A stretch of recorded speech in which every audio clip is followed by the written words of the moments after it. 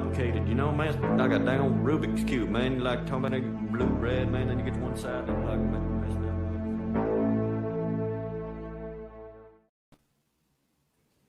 All right, Benjamin Boyce, welcome to the Jay Burden Show. How are you doing, man? I'm good, Jay. How are you? I'm doing well. The AC is broken in my building, so it's a little bit warm here in the southeast. Oh, But okay. other than that, not too bad.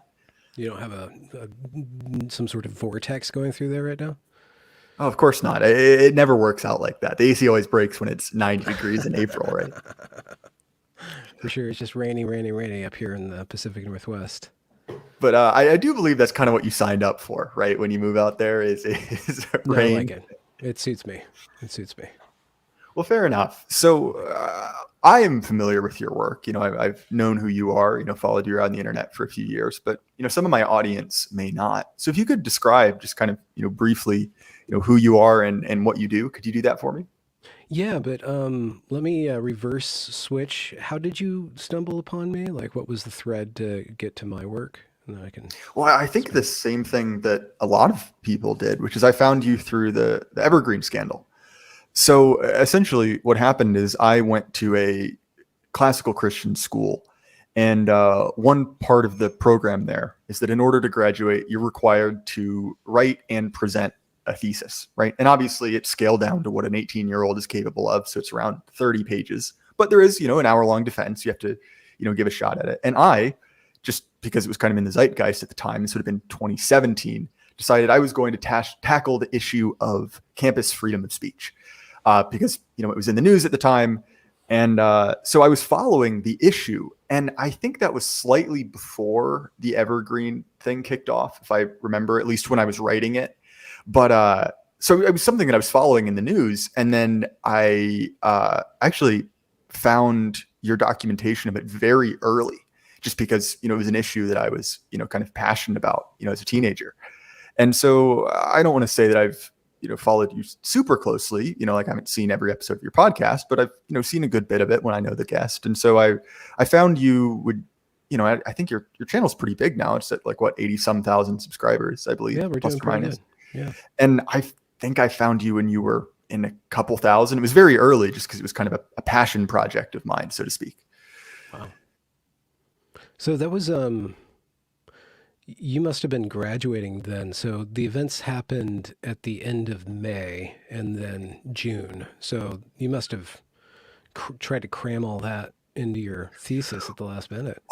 And that's why it wasn't in my final draft, just because it was already done Okay. at that point. Yeah. But I was just passionate about the topic, and I, you know, was reading more because that was after I think, and I can't remember the name of the professor, but had gotten yelled down at Yale, I believe, for, Yeah. you know, Halloween Christakis. costume. Yes, and so like it had been a news story that was building for a while, and you know, I was still, just because I thought it was an interesting topic, and you know, one that I continued to be kind of passionate about after I had my own, you know, odd circuitous path through education. Did you get Uh, canceled?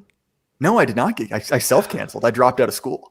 Oh, okay. I Well, there's still hope for you, but well, I self-cancellation is eventually the way to went go. back, but it like I again I went through community college after dropping out of some, you know, godforsaken liberal arts school in the middle of Mm. nowhere. And but point being, you know, not to make this about me, because to No. answer a question from the chat, who is interviewing who? I believe technically I am interviewing I Mr. told you Benjamin I'd do Boyce. this. Yeah, but you've kind of judo flipped me, and now I'm talking about myself. So the events of the spring of 2017 at the Evergreen State College. So Evergreen State College, Olympia, Washington, alternative school, no grades, really long courses that would last anywhere. You just take one course for 10 weeks or for the whole year. And it was established, I think, in the late 60s, opened up in 72. It had always been known as quite hippie or progressive, like very progressive, even for Washington State. And then over the course of years, that progressivism kind of began to decay in a way. So I arrived on campus when I was 36 in 2013, and I felt like I stepped back in time. There's this movie that you can't really find anymore for some strange reason, even though it's kind of a classic, called PCU or PC University, which was made in the 90s mocking politically correct culture, you know, with the feminisms and all the different rights groups and all the things that you can't say and all the ways that you get canceled. And so when I arrived on campus in 2013, I felt like I was back in the past. I thought time had frozen in this forested college campus. You know, there were signs on the wall about everybody's, we need to liberate ourselves from the patriarchy. And there's a lot of those buzzwords. And I didn't take it really seriously, but over the course of the 4 years that I was there, the zeitgeist, the progressive zeitgeist curdled in a very peculiar way where rather than that classical equality framework, it became this vengeful equity framework. And I was working in the AV department, in the media department as a student. So I'd be on camera and setting up and running audio for these different presentations and workshops and orientations. And I saw that those pronoun things and that identity stuff start to be taught really heavily to the students. And I just felt really kind of creepy and weird. And they started to get really, really fundamentalist around anti-racism. They even had Robin DiAngelo on the campus. And it was pretty radical stuff to me. And it felt really off. And they were teaching the students about privilege and about this identity stuff. And I saw the students start to run with that and really start to become more and more militant, more and more red guard, where they started policing each other and calling each other out and doing these really obnoxious and noxious protests where they would show up and just scream at the administration or scream at the cops. And I started getting rather pissed off about it. But I was, again, you know, a decade and a half older than most of the people there, about the same age as my professors. So I wasn't really subject to that cancel culture because it just didn't, they had no authority over me. The students didn't have any authority over me. But then what happened was that in the spring of 2017, there's a whole huge story, and I've made a documentary about it. It's on my channel. You can look it up really quickly by typing in bit.ly/evergreen story. And I put all the footage there. So there was just a series of events where the students riled themselves up and performed a protest that was beyond the pale. And they live streamed it to the internet. And they targeted Brett Weinstein, who had connections with kind of Joe Rogan through his brother, and Dave Rubin. So Brett right away went to the internet where all that information, where all the videos had been flooded, and there was this huge narrative war. And the fodder that, if you guys aren't aware of just how the students acted, you really have to see the footage of it. It's just so over the top, so racist in the correct way or the acceptable way. That stuff was fodder for YouTube. And this was still in the era of the SJW pawnage videos where, you know, there'd be these compilations making fun of the SJWs. And that was just perfect fodder for it. So it took off. The footage took off on the internet, and I saw what was going on, and I saw all these people from all over the world commenting on these events, on the students behaving in this way and trying to make sense out of it. But I had seen all the actual administration and the faculty teaching the students to do this. And the students even say, you taught us to do this. And the teachers even say, we taught them to do this in defense of the students. So what I ended up doing was doing some clever searches in the servers and getting as much of those meetings and almost worship sessions. It was very religious. They got very, very religious. And I started to narrate that onto the internet, posted on the internet. Eventually I made a documentary, and then I just kind of ran with my channel once I was kind of done telling that story. So that's the precise on me. So Benjamin, I hate to do this because I hate, you know, interrupting the stream of thought, so to speak, but we are still getting some audio popping. It sounds like a loose connection or something like that.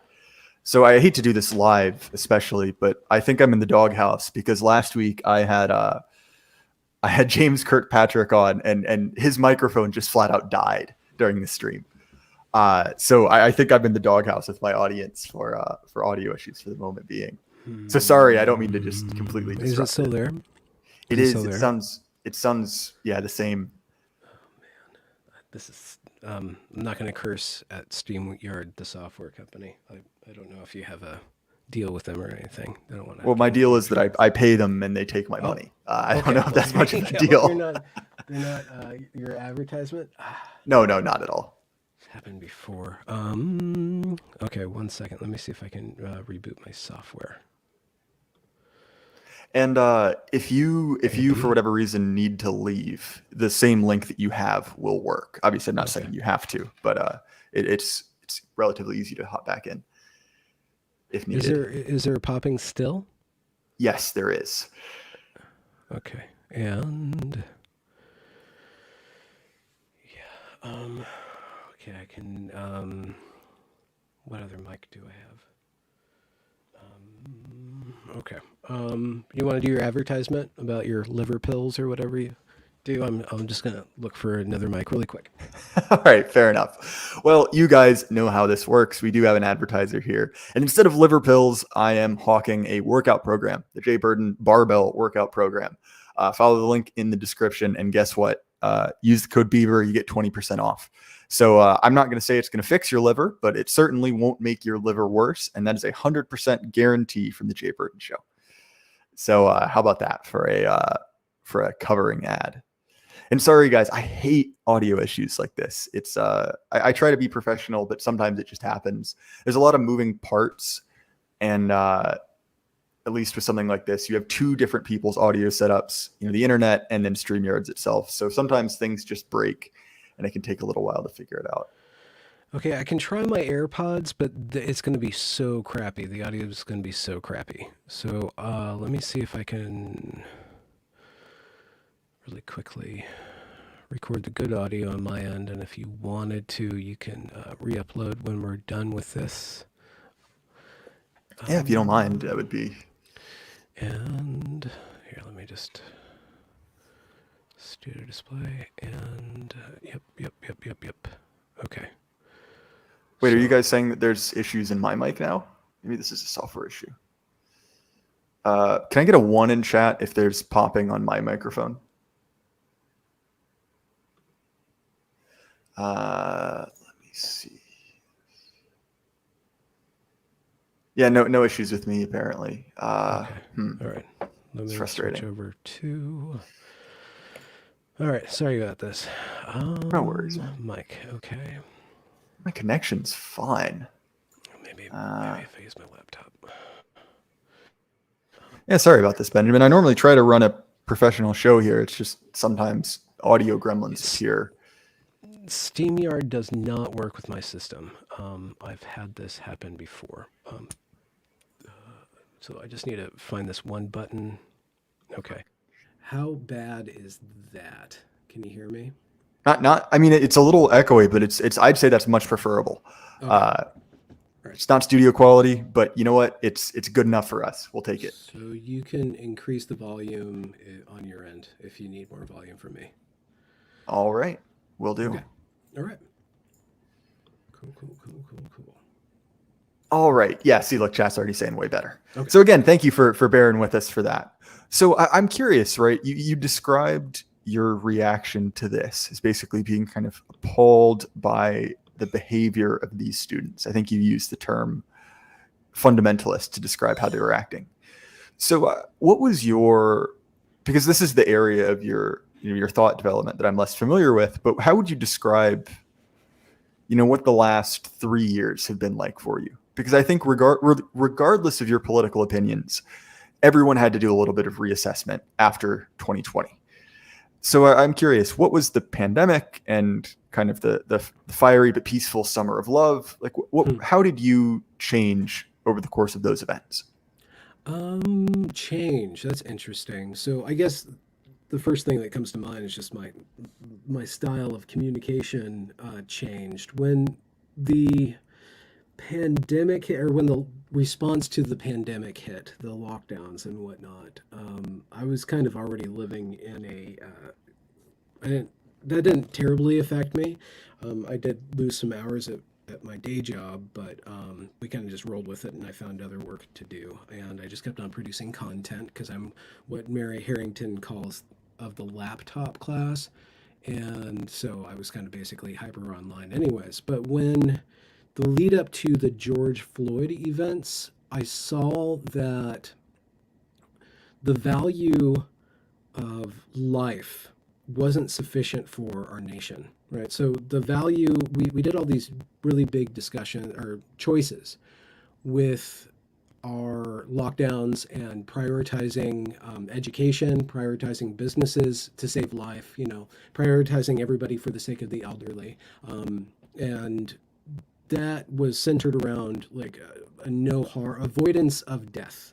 So death was kind of the paradigm, and a lot of people were obsessed with fear, and you see that playing out. There was a lot of neuroticism that was engaged in, and then there was a lot of authoritarianism that came in, depending on what state you're in. It was more authoritarian, or country more authoritarian than other places. But what I saw leading up to George Floyd was it wasn't enough. Like, we needed a bigger crisis than that. And I remember, so I'm terminally online, so I'm always kind of watching what Twitter is doing, and kind of having a relationship between what Twitter is doing and all the chaos on Twitter, and then my own sense of agency and my own sense of integrity and sovereignty, and just trying to manage that relationship between that stimulus and my own internal state. But there was this dog park woman. This woman was walking a dog, and this footage of this guy where she threatened to call the cops on him, and he was like, "This is a racist thing. You want to call cops on a black man?" And that footage went out.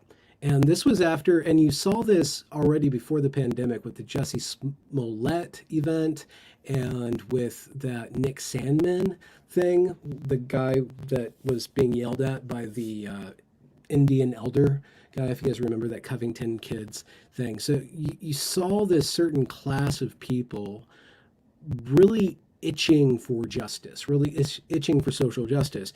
And the rhetoric wasn't as crude as it was at Evergreen, but I noticed that in the case of Evergreen and in the case of other college activisms that had happened previous to the George Floyd event, it's like they have everything in place to panic. They have everything in place to have a revolution. They just need that spark. They need that one straw to break the camel's back, and they're looking for it constantly. I don't know if they're looking for it so much anymore, but they were really looking for it then. And with that dog park woman, I saw them try to make that thing happen, and then the George Floyd thing happens, and it's perfect. It's so symbolic. It's a literal martyrdom.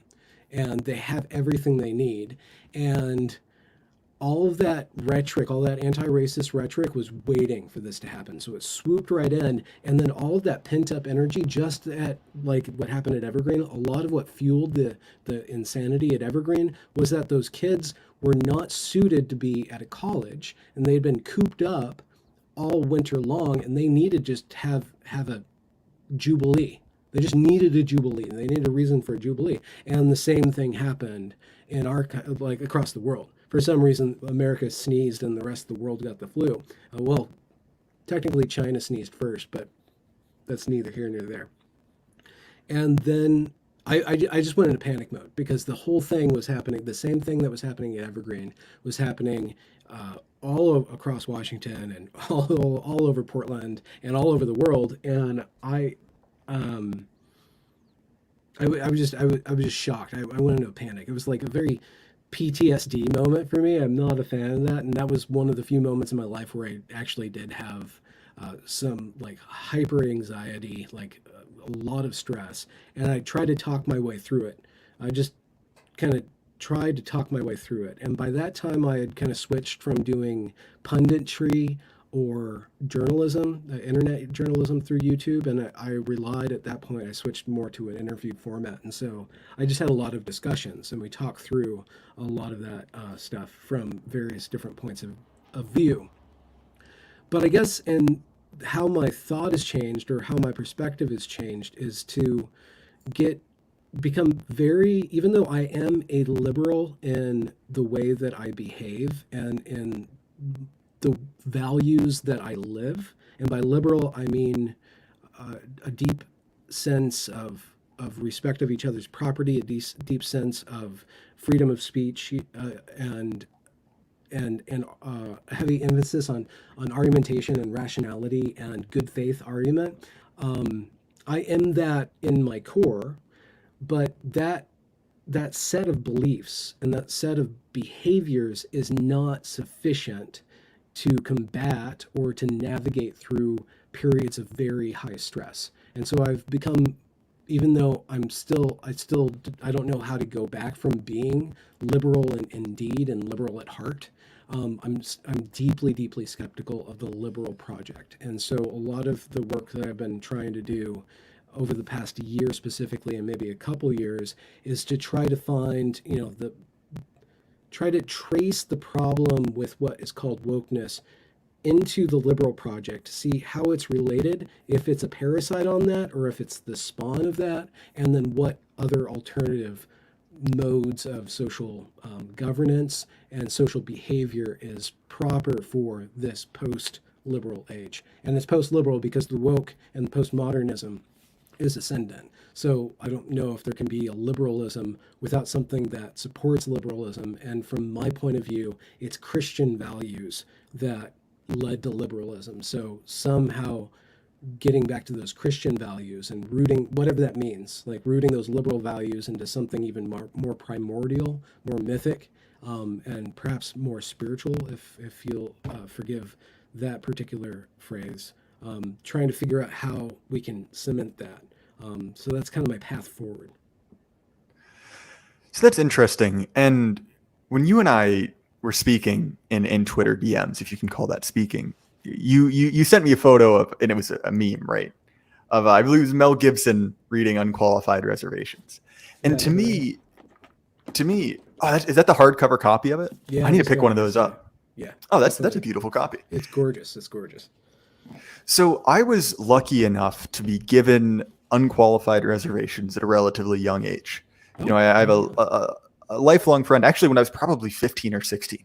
I had an original UR reader who was a teacher of mine who slipped me a copy. And of course, it all went over my head. But it was important to me, right? It was something that kind of I came back to later in life. And listening to you speak about this, about how kind of like in your heart and in your soul, you're still liberal, is something that sort of resonates with me. I would say less so, by temperament. But there's a part in Moldbug, and I can't remember if it's in, what part of UR it's in. But he basically is talking to an imaginary libertarian, or maybe it was a real libertarian, I can't remember. And he basically says, look, the libertarian and the fascist actually both agree on what the ideal society is. A society in which there is spontaneous order, right? Where you don't necessarily need, a bunch of jackbooted thugs to make sure that you can, wander through your wheat fields with your flower dresses on. But the problem is, and of course I'm speaking hyperbolically, right? The problem is somewhere now. Who's going to get sacrificed at the end of your little metaphor here? That's not necessarily where I was going, but maybe someone wants that. But nonetheless, right? The problem is, and I think that this is a core flaw in classical liberalism, is how do you get to that ideal state of spontaneous order? Where things work without you needing to be there with your hand on the wheel, right? Without you needing kind of like explicit force there. And so to me, when I look at the liberal project and see the things in it that resonate with me, it's that kind of end state. But the problem is, you don't get to that end state by merely removing all of the bones, removing all of the ways force can be brought to bear, right? That's the end state. That's not how you get there. It's similar to describing, well, how do you teach your kid to ride a bike? Well, you don't do it by, putting them on a bike. You do it by putting them on a bike with training wheels. There needs to be some sort of structure to it. And so when you're talking about kind of like the rooting of liberalism, the things that brought that forth, I don't know, that's interesting to me. And so I'm curious, right? One of the things that and I don't mean to bring up DMs, but you mentioned, that you were keeping Ramadan, right? Yeah. And so I'm curious, because that's kind of that's something I wouldn't have expected. So is that a way in which you're kind of connecting yourself to a deeper, older spiritual tradition, or is that just kind of something else? Not tradition, but state. State. I think it was yesterday. Yesterday, I had a dream where I had a dream. So we're about, I think, 12 days into Ramadan. So I'm over like the terrible part, like where my body's just purging and aching and hungry all the time. And now I'm just kind of in the rhythm of the month. It's a 30-day practice, and it's just sun up to sundown. It's pretty easy for a fast, and it's on the lunar cycle, so every year it's like 15 days adjusted, previous than the year before. And I usually, once I get into the practice of it, I start to become more clear and more quiet. And I had this dream yesterday that I was sitting in a room somewhere in like an office or at my job, and I'm like, I'm not thinking. I'm not thinking at all. My brain is totally quiet. And I was kind of anxious about that. I'm like, my brain's quiet. Like, I'm not thinking. Like, who am I if I'm not thinking? Who am I if I'm not thinking? And I'm like, well, I just am. And it was worrisome. But then when I thought about it and I recalled the dream, I'm like, oh, okay, I'm getting quiet. I'm getting quiet. That's why I do Ramadan. I do Ramadan to get quiet, because through my life, I ingest tons and tons of stimuli. And that stimuli is everything from food to media to all the different ways that I need to interact with the world in order to make a living, which is using my passions, which is using my anger and my greed and my lust and all those things that, taken to extreme, are deadly sins, but that without, I can't be the animal that I am. And if I'm not an animal, I'm not alive, right? So I have to be engaged with that stuff that in the Christian, in a certain way of speaking through Christian tradition, is kind of the sinful parts of life. And in Ramadan, I'm given a chance to abstain from that.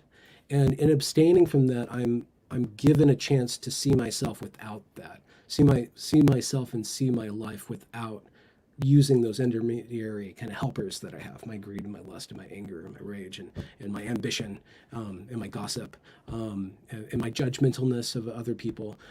So taking a break from that allows me to see something prior to that. So there is a tradition there, but what I'm trying to get is to a place before me, like a previous me, or the ground of my being, and to touch that once a year has been very beneficial for me over the, I guess, 22 years or so that I've been attempting to do Ramadan.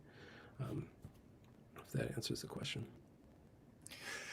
That's interesting, because there is, and this is throughout, I'm using tradition in the most general sense, but a multitude of civilizations have kind of arrived at fasting as a way to connect to something kind of like outside of your, libidinal urges, right? So I'm currently in kind of like the last week of Lent, which is a Christian time of fasting. Obviously, various Eastern traditions had this.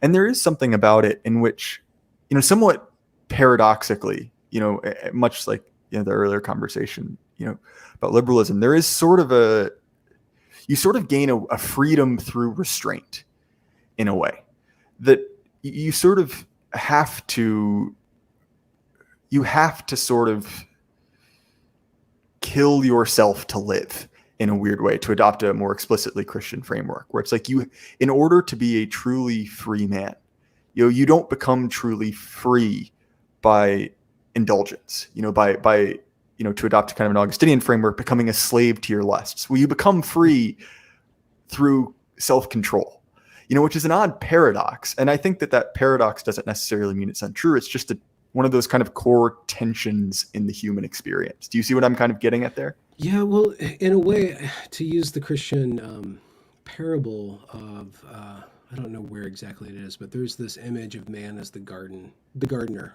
right? So God creates and then gives to man the world, and man's job is to organize the world. Man's job is to be the manager of the world, and the man needs to, it's a total Peterson moment, the man needs to organize himself. And what that is not just his room and the messiness of his room, but the messiness within his heart, the messiness within his mind, and cleaning that up or training that means that instead of being driven by my mind, I drive my mind. Instead of like my mind telling me what to do and telling me what to think, I use my mind when it's time to think. And then I perceive what my mind is doing. But if I'm always in my head, that means that I'm not even aware of what my head is doing. My head is me. Same thing with any of those libidinal urges. And so there's stacks and stacks of these libidinal urges, all the way up to a very fine sense of intuition, of a desire for worship is even, I would say, a passion. Like the desire to believe is a very noble passion,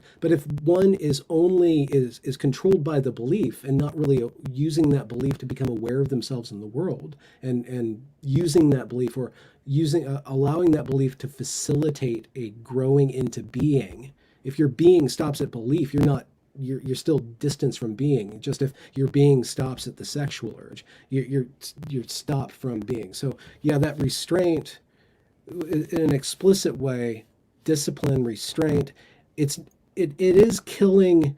In a way, there is this kind of death to that, but it's more of a separation. In that surrender, that separation occurs, and in that separation, there's calmness and quiet, and then there's the possibility of something that I like to call grace. There's this possibility of sensing something that is the spiritual life, that is the like the ground floor of being.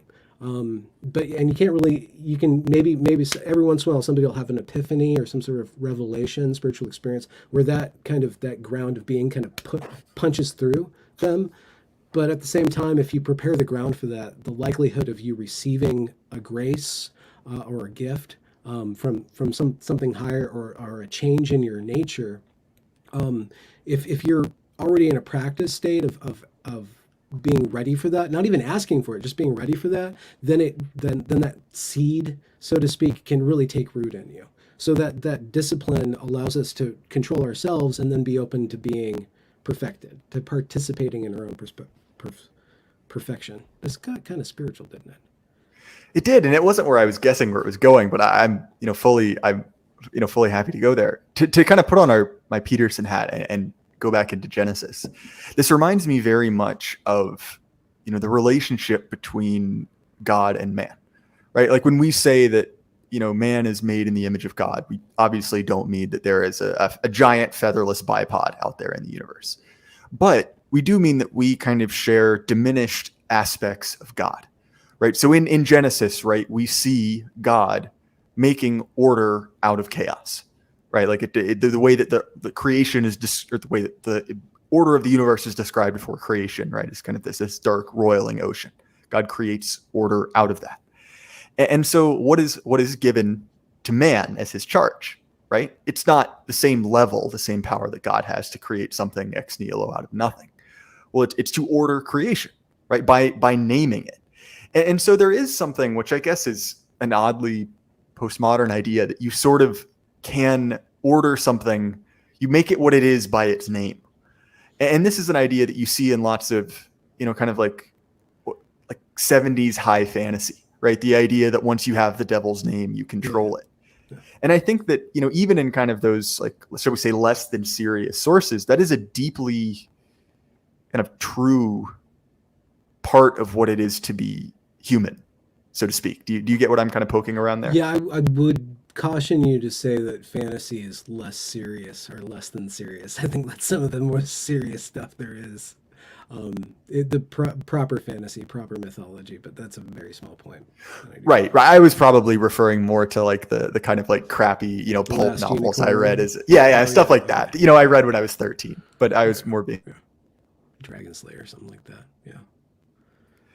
And then that actually brings us back to Moldbug again, right? Which when Moldbug is basically describing like, well, what is good and evil? He views, and I realize that this may not be, universal opinion. He views order as synonymous with good. that essentially, and he has a famous essay essentially attacking the D&D alignment chart. And his point is essentially, the idea that order and chaos and good and evil can be separated is fictitious. And sorry, I'm not trying to just bombard you with Moldbug, but he's a thinker that's been influential on me. Yeah. And again, this is not necessarily me trying to grill you. It's just, the first thing that came to mind. Yeah, there was this, so in the Unqualified Reservation, which you can get on Passage Press, I think it's, or Passage Publishing. It's a little expensive, but it's very well done. It's worth it. Moldbug or Yarvin writes an introduction to the thing, which tells the story of how he came up with these ideas. And there's just one line that stuck out with me. I don't like reading on stream, but I'll just read this. For me, quoting Yarvin, for me, the inside of that... so he's making an argument that the over-intent window is not a window, it's an electric fence, and that because we're social creatures, we always have to be in some sort of consensus reality. And so the liberal project of progressivism is our consensus reality, whether we like it or not. We can be against it or for it, but it's really difficult. We're always constantly policing ourselves to stay in this. And he says that the Enlightenment is basically that Overton window. So for me, quoting him, the inside of that fence was the so-called Enlightenment and its revolutions. Of course, I admitted that the French Revolution had gone wrong, that its vision of liberty was a leftist vision of chaotic license, not a rightist vision of spontaneous order. I could see even how anarchy led ineluctably to tyranny, but walk wherever I would, I was always within the fence. So I'm wrestling with that idea of spontaneous order, and I think you kind of hit a critique in that, in the liberal desire for this world without entropy, where there's some sort of blessed oil that coats everything, and there's this frictionless, spontaneous order going on, and it's an attractive idea, and I don't really understand. I mean, I play with those concepts of chaos and order. And through me, I harmonize them through play and through care, I guess I would say. So care being the rooting of myself into serving others and building other people up, and attenuating myself to just being in an attenuation with other people, which I learned primarily by working with children. I worked with children for a really long time. I worked in preschool for a really long time, and I had to really be attuned. Almost kind of like a mother is attuned to the child, because I was working with very young children, and children that their whole being would fill with chaos, or be nap time and they'd be screaming and screaming and screaming and screaming and screaming, and there's nothing I could say or do necessarily to stop them from being in that chaotic state. But if I became very, very quiet, spontaneous peace would happen, and that spontaneous, like kind of an order would happen. But I had to not do it intentionally. I had to become bigger. I had to become not a will or an intention. I had to become a room and a container. And then within that container, I could provide a place for that child's chaos to kind of leak out of itself, or leak out of her or him, or children. I don't know where I was going with that, but yeah, the whole chaos and order, those are like playing chips. It plays like a game, so we can tell stories about the relationship between chaos and order, good and evil and stuff like that, but they always kind of have to serve a story before they can serve a moral or a meaning. They always have to serve like an anecdote before they get turned into some sort of principle or law or philosophy, in my humble opinion. But I'm a storyteller, so I'm very biased towards story and meaning-making process. And this is it's a thread that runs deeply through human civilization. This tension between order and chaos. In addition to thinking about the biblical story of creation, it reminds me very much of kind of like the ancient Greek and Roman story of creation. Right, when I believe that and I don't remember who exactly has created this, but I know that in the beginning, kind of like the two great beings are like the Mother Earth and the Father Sky, and this kind of like roiling chaos of the ocean, And there's a point at this, and this would be much better if I had, read my Edith Hamilton more recently and could remember the names of any of these characters, right? But I believe it's, there's a moment in which, the character that is, the sky is cut apart, and his member, right, is thrown into the sea, right? And out of the sea, start to emerge all of these kind of like mythical beings who later create order. And again, it's this relationship where it's like there has to be like an active kind of like, I use masculine in the most broadest sense. Force has to kind of like act upon chaos to bring out order. Is kind of this like recurring theme. And this is something that, Evola, who's a kooky, sex magic fascist, talks about quite a bit. Yeah. But nonetheless, it is just an interesting kind of, I don't know if you would say it, like motif in human thought.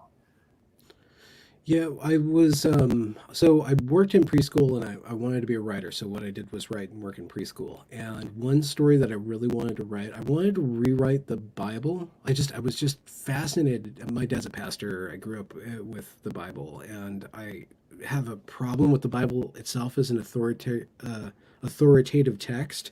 But if I treat it as a dialogue, if I can be creative with it, then it really is very important to me as a dialogue. So I'm in dialogue with this text, creative dialogue with this text. So, and by rewrite the Bible, I do not mean to make another holy text, but to wrestle and to think through the ideas, using it as a form, using it as a prompt, using it as a cache of material that I'm living through. And I tried over and over and over again to rewrite Genesis, or not rewrite Genesis, but I just wanted to tell a story about a son of Adam that wasn't Cain or Abel. I just had this vision of this man who was right there when Adam and Eve were there, and instead of being and this man being offered the choice between returning to heaven when he was done with the world or building his own heaven, and just watching this man, the willful son of Adam, become the God maker. And I worked really hard to get this, but I was too immature, and I wasn't able to really just get the simplicity of language and really get into that form, that genre of writing. And I remember the iPhone had just came out, and I got this little text application. And so I had this very small screen, and I was working at a preschool. So what I would do is I would just walk around the preschool playground while the kids were playing, and I'd be watching the kids, and I would just think of a sentence and write it down. And I bring this up because the kids that I was working at, 2, 3, 4, 5, they were like those titans, right? Their emotions were really huge, and the world was really big to them, and they were just kind of thrown into the world and not really refined. They're just these huge things. They're very small packages, but very big personalities, very coarse. Everything was primary colors, and being in that mindset or engaging with that mindset allowed me to work on that level of myth making or meaning making through myth that is kind of like that OS, or like the very root of a societal OS operating system, like which would be a mythology or would be a storytelling. And just like the Greeks and the Romans and the biblical tradition and any tradition at all, it always starts out with children's stories. All of these very beginning myths, they're very simple stories, and then over the course of time they get more mature, and the characters themselves get more and more complex. But there's a through line there, and what you're bringing up to me is something that I've seen in my own life, where I do go through stages of growth where something has to die before I get to the next stage, whether it's puberty, which is the death of childhood, and then I get to be pubescent, and then, I get quashed by the world, and I don't kill myself, so I'm a little bit more mature. But like every advancement in my own maturity has usually come with some sort of death, or with some sort of reckoning with my own powerlessness, and then a vacating of my powerlessness or my belief or my will, and then rediscovering that in me. And then I get to go on and rebuild myself or re-engage with the world anew. And this is an idea you see reflected in the concept of a blood sacrifice, right? So obviously this is the central image in, in the Christian religion. It was, central to kind of like Old Testament Judaism. And then in many other civilizations as well, right? You see this very much in Mesoamerican civilizations. The idea that in order to be renewed, in order to be, declared blameless by God, in order for, kind of the gods of, ancient creation to be appealed, something must die. Something must be kind of given up in exchange for that. And it's sort of, you even see this in the way that, the food chain works, right? That in order for energy to go up the food chain, right, there has to be death. And so it's this sort of, on one hand, you could view that as entropic, right? There is some sort of death, but it's a regenerative form of death, right? Like as you go higher up the food chain, organisms become more complicated, more advanced. And so in kind of a perverse way, they almost require more death to operate.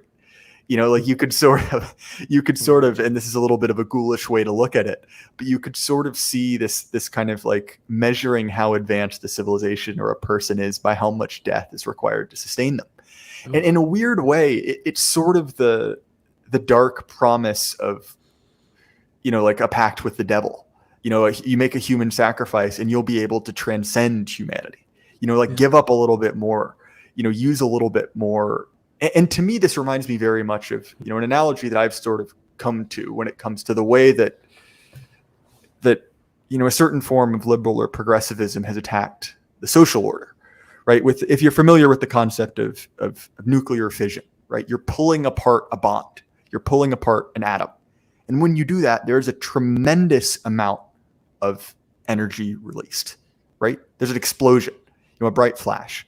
You can use it to power a submarine, all these wonderful things. But once it's broken, you can't put it back together. At least we can't now. Maybe you could in the future, but it requires a lot of energy to do that. And also, you're left with poison afterwards. And so, when I look at where we are, when I look at the woke movement, whatever you want to call it, to me, it feels like we're sitting in a crater and we've already pulled apart a whole bunch of atoms. And we've got a lot of power from that. We got a burst of power. We got a burst of production from breaking down, feudal relations. Then we got one from expanding the franchise, allowing women to vote, putting women in, and all of these things. I'm not going to deny they gave us wonderful things. But the problem is we're now sitting in a hole full of broken social bonds, surrounded by this kind of like toxic radioactive sea of resentment from pulling those apart. And we sort of are kind of like the victim of our own explosive entropy. The thing that brought us up to this height, Icarus's wings are sort of starting to melt. And that doesn't mean that it's Mad Max in the next 10 years, but it does mean that it sort of seems like there's less energy left in the system. And we need a whole lot of energy to kind of put the pieces back together. Do you follow me through there? Yeah. That's really interesting. You look at that race for the next rights movement and how it inherently gets more and more degenerate, where, love it or hate it, gay marriage was a thing to fight for. Nobody wanted it. The cathedral, whoever pushed it through. Everybody changed their minds about marriage, but what's marriage now? What does marriage mean now? What does fatherhood and motherhood mean now? Like, oh, just get a surrogate. Wait, what? Oh, what does man or woman mean now? You can just change it at will.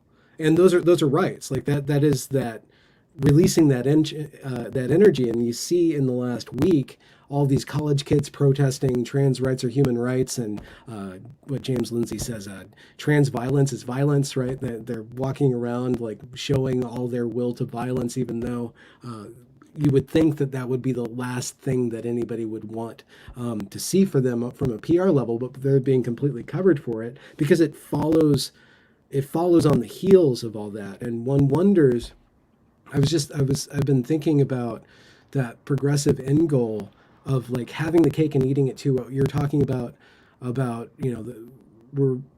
more death, it takes more and more death for us to live in a more advanced state. And yet with this whole green revolution, They want us to somehow turn into Avatar, right? They want us to somehow at once be completely liberated and yet completely tribal in nature, completely naked and yet completely self-willed and divorced from nature, completely in tune with nature and yet completely masters of nature in this really perverted way, where the concepts of harmony are absent, really absent. So when I try to think, well, what is the solution? I do a lot of work right now. One of my biggest ongoing series right now is interviews with detransitioners, and a lot of just young men and women who got suckered by gender ideology, who got suckered by the promise of we can make you who you really are, and got mutilated in the process, and now are coming to terms. And just story after story of these young people waking up in the middle of the night, looking at their chest or looking at their genitals, and a voice coming to them. This is a frequent thing. A voice tells them, "Stop living a lie. Stop living a lie." And then they have to go on a journey of self-acceptance, and then going through all that regret and a lot of forgiveness to catch up with that. And they gain a lot of soul and wisdom through that process. I don't think it's worth it. Their losses are greater than their gains in a certain respect, but they come out the other side. Some of the most honest people, and some of the most clear-headed people, and some of the most, I guess, like they earn the right to judge something as wrong, right? And there's something about, I'm going on a tangent here, but there's something about liberalism or progressivism where we're kind of ultimately trying to escape commandment or wrongness. We're trying to escape sin. We're trying to escape all bounds. And so we're trying to escape judgment. And it pops up in perverted ways because we're trying to escape it in so many ways. And the people who go through and are able to master that are usually the people who get bit the hardest and survive. So the trans issue is one that I found quite interesting, right? Because going back to kind of like the relationship between, God and man, right? That God is the creative force, and we are like God, and that we have kind of a fragment of that creative force. And one of the primary lessons to be taken from both Lewis and Tolkien, right, two men who are in dialogue with one another, is the idea that evil cannot create, it can pervert. So Lewis attacks this very directly when he has a section, I think in Mere Christianity, on why he's not a dualist. And his dualist, not as in someone who fights a duel, but someone who believes in, equivalent, equivalent, and yeah, that would have been cool. Equivalent and opposite forces of evil and good. And his point is essentially that that's not how the world works, right? We know that evil is not the same thing as good. It's kind of a bastardized version. And he uses the example of, like, imagine in your head, the most vile, murder, rapist, thief you can. Why does he do those things? Does he do those things, because he has some kind of high conception of what grand evil is, or because he has a perverted good desire, right? Like the desire for, shall we say, like sexual fulfillment and reproduction, which has a healthy version of it. Yeah. That's what he does. And this is an idea that Tolkien expresses in fiction. And in Tolkien, right, how do the forces of evil, right, Sauron's armies work? Do they create new beings out of nothing? Yeah. No, they corrupt. They corrupt the elf. They corrupt the human. They corrupt the dwarf into kind of perverse, twisted versions of something good. And so to me, right, and I do have a point in this. I'm not just rambling. Yeah. That the image of someone who has kind of, mutilated themselves to become a facsimile of something good, right? The form of a man or the form of a woman. Yeah. And I genuinely feel a great deal of sympathy, because to a certain extent, they have bought the lie harder than anyone else has. They have gone through, they have committed the right. They have gone through that sacrifice. Yeah. And instead of being left with, transcendence, instead of being left with, a connection to something greater than themselves, it's that scene you described, someone sitting there, looking down at themselves and realizing, well, what the hell have I done? And again, it's why, like, I can't muster but so much, I don't want to say hatred, but so much disdain for these people, because to be honest, like, they got lied to. They were told that this was the thing that would fix them. And they were people who had problems. And instead, far from it, it seems to have kind of immiserated them all. And sorry, again, I believe I'm taking up all the air in the room, but it is kind of a connection I was drawing. Not at all. And that's why I brought up that issue, to connect with something you made me think, and I'm not being as articulate as I want to be, but when I think about how to combat entropy, and just trying to find one little place where I can combat entropy, right? So one thing that I learned from Evergreen State College and then from 2020 is that you are screwed if you think in terms of saving the world. Don't ever save the world. Don't ever save the world. You might be able to inject some order into a portion of the world, if you figure out how to do that. So, you're human, so try to take on things that are human size. And just within studying the transgender phenomenon, and there's a lot of different aspects to it. There's the medical, there's the historical, there's the ideological, and then there's the whole cathedral thing, and why the transhumanism thing, and why it seems like that's the next thing. There's all these different layers of analysis, but ultimately down at the root of there is just there's human beings. There's human beings that are seeking fulfillment. They're seeking the good. They're seeking the good. And all the doctors who are doing this, they're seeking the good. I mean, they're deluded. The doctors, I have very little sympathy for. The medical organizations, I have very little sympathy for. These people are the handmaidens of evil, if such a thing as evil exists. But I can't go into it by...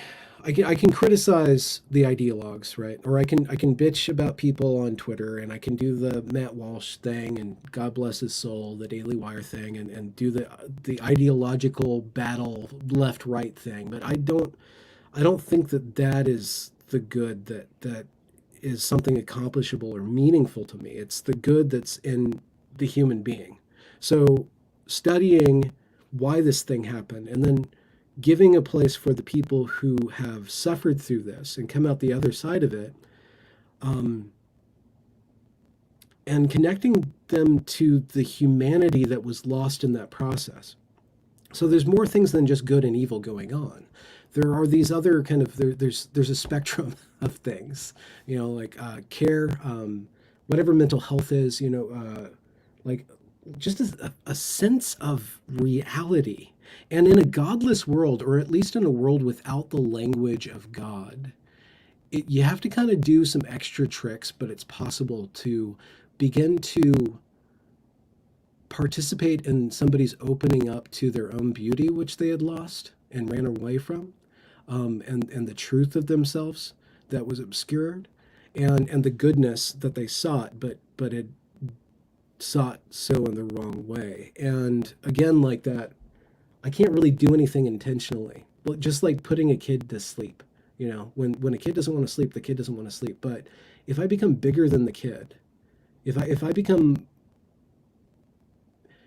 again, like back to fasting, if I become the space where grace can take root, that is the best service that I could be. If I become more of a vessel than an actor in fixing the world, or in participating in the redemption of the world, maybe we can use that term, the best way for me to do that is to get myself out of the way, right? And participating in getting myself out of the way actually helps me to be a better person over time. It takes a while, but like I've seen that, and so I still resist the whole good and evil thing. I really resist that in my bones, because again, they're tokens that we can play with, but they have to serve some sort of creative process, right? So trying to make it human and trying to put it, contextualize it and anecdotes, I feel more comfortable with. But I do, and I resist good and evil because I'm so attracted to that way of thinking myself. So this is interesting, because for me, and this goes back to kind of the very beginning of this conversation, where to me I was convinced of the existence of evil, kind of in an abstract sense from a young age, right? It was I come from a Calvinist tradition, and that's very much kind of steeped in the essential corruption of man, right? So I'll admit that previous bias. Okay. Yeah. But to me, the moment I made that shift from, my enemies are mistaken, and don't get me wrong, I believe there are many who are mistaken, to there are evil people who wish me harm, was 2020. And there were several things about it where there were kind of moments of needless spite, right? Moments where it was, I don't just want to win, I want to ruin it for you. Destroy, yeah. And to me, that kind of spite, that idea of like, I don't care if I win so long as you lose. I don't know what else you call that kind of reckless hate other than evil. Because don't get me wrong, there are disagreements. You and I might say, I think that, this is a good definition of evil. You might say that. And that's a disagreement among friends. And there are even more serious disagreements, like, oh, well, how ought a society to be ordered? But then there is, essentially like, well, I have decided to destroy you. I've decided, and this is, paraphrased Sam Hyde quote, like they want you dead, they want your kids sterilized, and they think it's funny. And that's hyperbole. That's a comedian saying it. But to me, right, and I don't want to be overly, wrapped up in the headlines, but when I see the reaction to something like what happened in Nashville, it's like, to me, that feels evil, and I realize I'm a little bit of an absolutist by temperament, but to me, I don't know what else to call that. Yeah. I mean, my origin story, but after Evergreen, after the destruction, after the explosion of entropic entropy happened at Evergreen, I was on the campus, and it was a Sunday, so hardly anybody was on the campus, and I felt palpable evil on the campus. I felt palpable darkness. The place was dark, and then like 6 months later, I decided to go back to campus. I hadn't been on campus for many months. I decided to go for a talk where somebody wanted to end free speech, some sort of like constitutional. They invited somebody, a constitutional lawyer, to argue against free speech. It was hilarious. But before I go there, I had this dream that I was on campus, and that there was this rift in the world where the campus was, and there was just darkness pouring out of it, and they had gone and tried to paint everything white over it, but that darkness was just seeping out as fumes. So yes, there are very dark things. There are very low forces in the world. I am not capable of confronting those things, and I'm not capable of confronting the big darknesses. And yes, they do exist. I have a conception of them that they come from disorder, like they come from the lack of order, right? So when I view perversity on the internet, when I view these various different perversities, I can get very affected, and I can get very afraid of them, or I can get very disturbed from them, but I can also see them as the lack of order, right? So I guess it's a very semantic discussion at this point, but even you said that evil isn't a thing in itself. It's still the lack of order. So how do we combat that? There are times when force is necessary, and there are times when society just gets swallowed up by evil, but ultimately that stuff cannot sustain itself. The people who are marching in the streets, looking at all these protests for, we're queer and we're going to fuck you up. That's what the sign says. Sorry to cuss on your No, not at all. You say, well, they're mutilating themselves, and the only way that they can get more followers is to mutilate other people and to get other people in their cult. But it's death. It's death with pink hair. It can't possibly, it can do a lot of damage before it's done, right? So it does have to be stopped somehow, but inherently it doesn't, the answer is gotta be, I don't know if you can confront it directly. I mean, some people will confront it directly, and some people are gifted at confronting that directly, but there's also the way of indirectly showing that there's better ways to be. There's better discussions to be had. There's more fuller and richer and more beautiful lives to be had. You persuade people that there's this greener pasture over here, and then you kind of say, okay, well, actually, you have to grow the fuck up. I'm sorry. You have to work. You can't escape reality anymore. You kind of have to bait and switch. You have to do a Mott and Bailey. Things are over here. Things are great over here, but you actually have to till the soil and deal with the rocks and deal with childbirth and deal with responsibility and actually see that man and woman aren't social constructs. They're social contracts, and a man is not just a small gamete producer. He's actually there's a wealth of literature and social custom that actually lifts a man out of his merely biological state. And the same with a woman. A woman is not just a biological category, but we're going to actually have to enter into that conversation of that we over the course of the last 150 years, with just the gender topic, we've destroyed the definition of man and woman, and now we're left with body parts. And to get back into that, we have to re-embrace gender. That's one of my controversial statements, being somebody who speaks with a lot of feminists. I'm like, you guys want to stop this, but you were totally okay with it until it crossed this one little line. But you're pushing this boulder all the way up to this line. So getting the boulder back. It's a process of convincing people that there's a better way, and then actually reinstituting values and virtues, which are not easy to come by, and inspiring people to do that. And then hopefully you have men and women, especially young men and young women, start to participate in projects of virtuousness that actually kind of get addicted to it in a way, kind of fall in love with that in a way. And then it might be a pendulum swing in the other direction where there's too much order and it gets a little either fashy or fundamentalisty. We can't stop that from happening, but... So one of the things, and this ties back to something else we've brought up, but there's a French reactionary thinker, de Maistre, and he was writing immediately after, the French Revolution. And this is an idea that we kind of mentioned earlier with the idea of sacrifice. And he's like, how do you clear corruption? He's like, we either have to, the only way to wash it away is blood, right? You have to pay for it.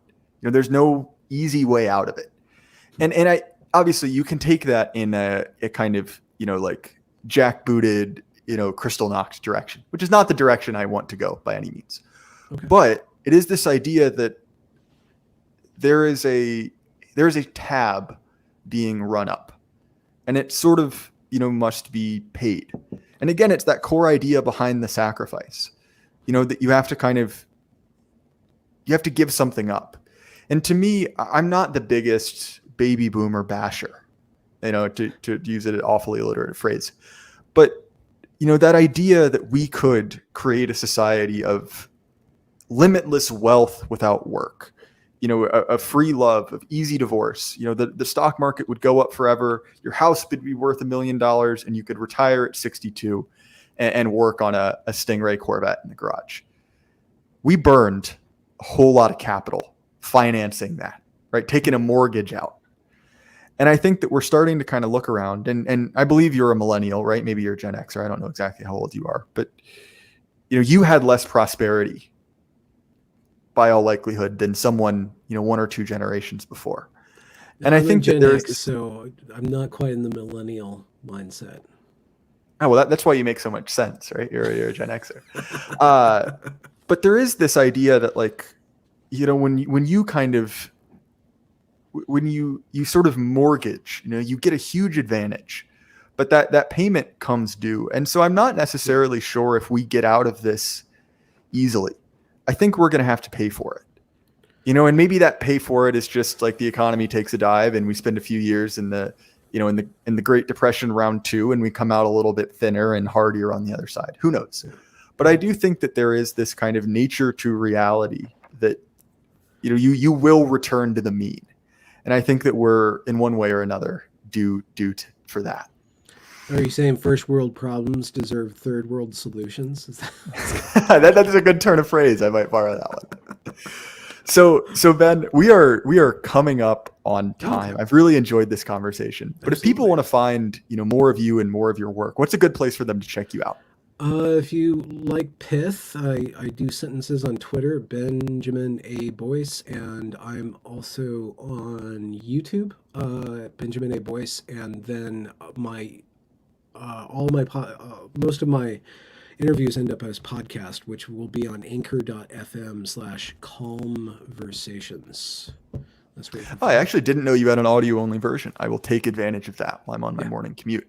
Yeah. And I can say that you've recently had a series of all-star guests on. You should check those out. Friends of the channel. Yeah, I do. I have a right winging it series. So I'm going to have you on. You tell your story because I'm finally getting used to you, a non-right wingers, whatever you dissident, I think that's I refer to myself as a radical right winger with no qualifications, but I am effectively the Dave Rubin of the dissident right.